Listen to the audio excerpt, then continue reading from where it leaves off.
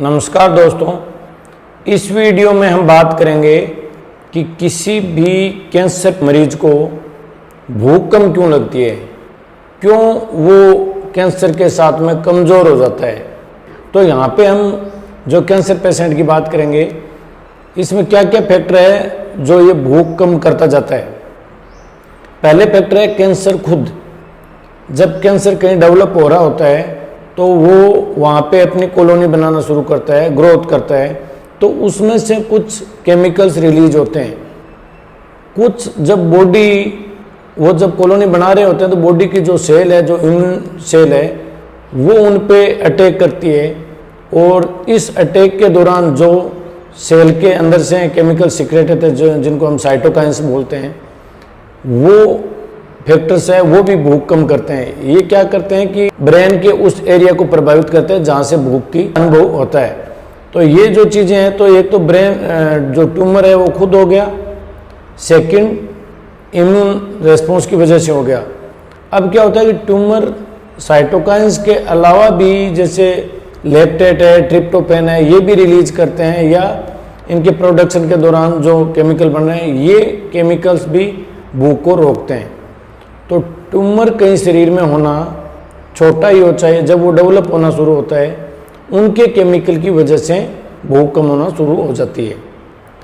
फिर आता है कि ट्यूमर अगर ऐसी जगह हो जो हमारे आहार तंत्र से संबंधित हो, तो वो वैसे ही आहार तंत्र के जो नॉर्मल संचालन है उसको बाधित करेंगे और उसकी वजह से भूख कम होना शुरू हो जाता है। जैसे मान लो किसी के गले का कैंसर है, तो जब भी वो खाएंगे तो दर्द होगा, तो दर्द से उसकी धीरे धीरे खाने की इच्छा कम होती जाती है। खाने की नली है, इसोफेक्स का कहीं ट्यूमर है, खाना अटकता जाता है, अंदर जाता नहीं, थोड़ी देर बाद उल्टी आ जाता है, या पेट में कहीं है तो उल्टी आ जाती है। तो ये जो वापस आता है खाना, तो ये परेशानी वाला काम होता है। प्लस में ऐसा लगता है पेट में कुछ पड़ा ही है, तो वो फिर भूख की अनुभूति नहीं होने देंगे, या फिर उससे खाने से ही पेशेंट को डर लगने लग जाता है कि खाना खाते मेरे को उल्टी होगी।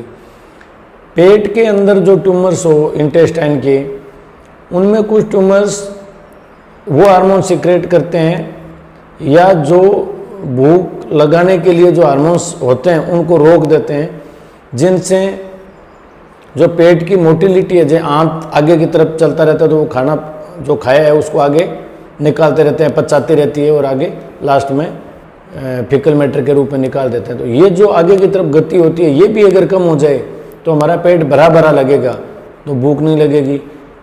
खाने का जो मेन स्टोर है, जो स्टोमक है, उसकी खाली करने की क्षमता भी कम हो जाती है। कुछ है केमिकल्स उस पर काम करते हैं, उनको जल्दी खाली नहीं होने देते, तो जब वो भरा हुआ पड़ा है तो भूख की अनुभूति होगी नहीं।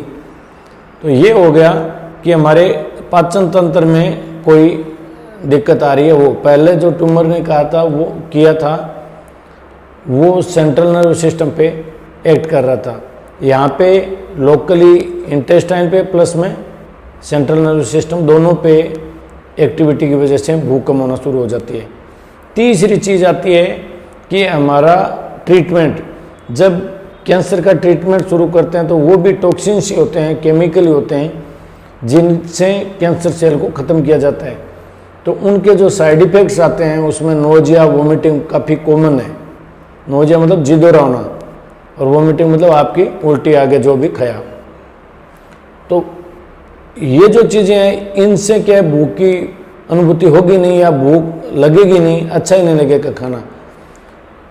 बाकी कीमोथेरेपी की वजह से कुछ केमिकल्स रिलीज होते हैं, और ये सब चीज़ें बॉडी में कुछ डेवलप हुआ उसकी वजह से हुआ।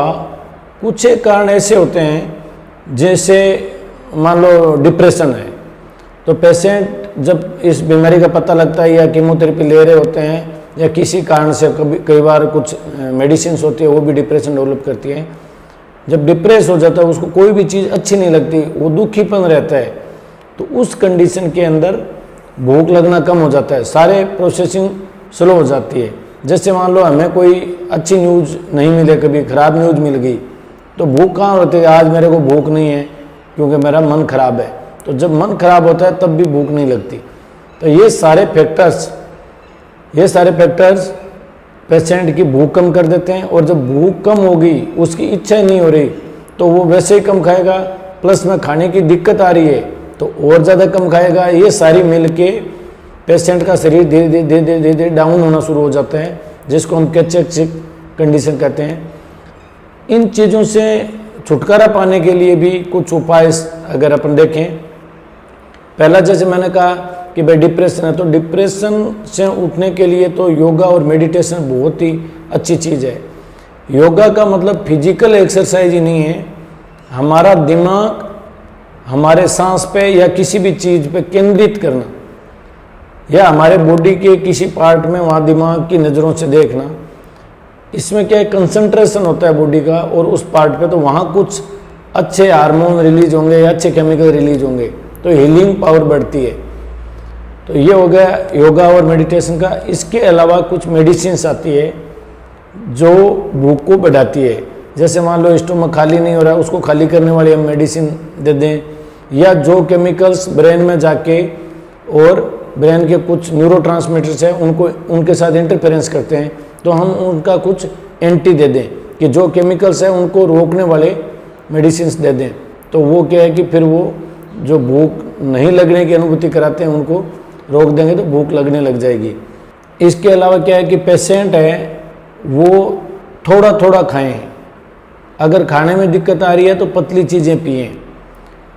एक साथ में ज़्यादा लेंगे तो फिर वही जिद और उल्टी होगा, तो अगली बार इच्छा नहीं होगी। थोड़ा थोड़ा दिन में कई बार लें और पौष्टिक चीज़ें लें। अब होता क्या है कि हमारे खाने के अंदर 3 चीज़ें मेन है, जिसमें फैट हो गया, कार्बोहाइड्रेट हो गया और प्रोटीन हो गया।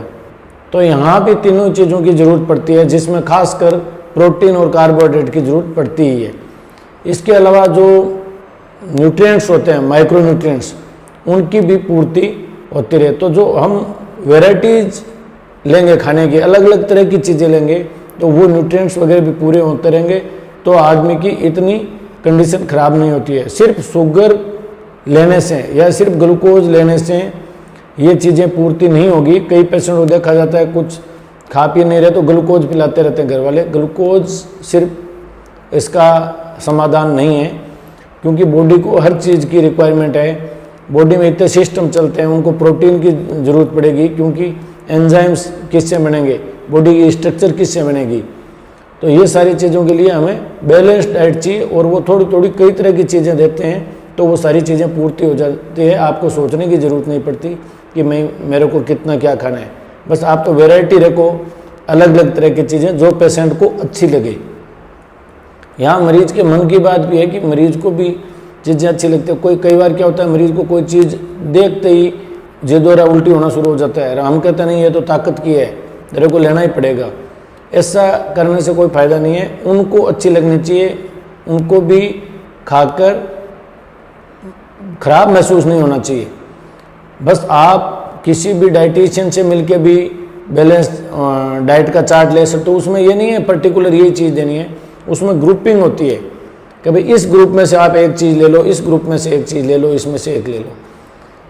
हम लोग डाइटिशियन नहीं हैं, हम खाने के बारे में आपको अंदर के जो छोटे छोटे तत्व हैं उनके पूर्ति के बारे में तो नहीं बता पाते, लेकिन मोटा मोटा आइडिया दे सकते हैं कि पेशेंट के लिए ये ठीक रहेगा, इससे पेशेंट को आसानी रहेगी। धन्यवाद दोस्तों।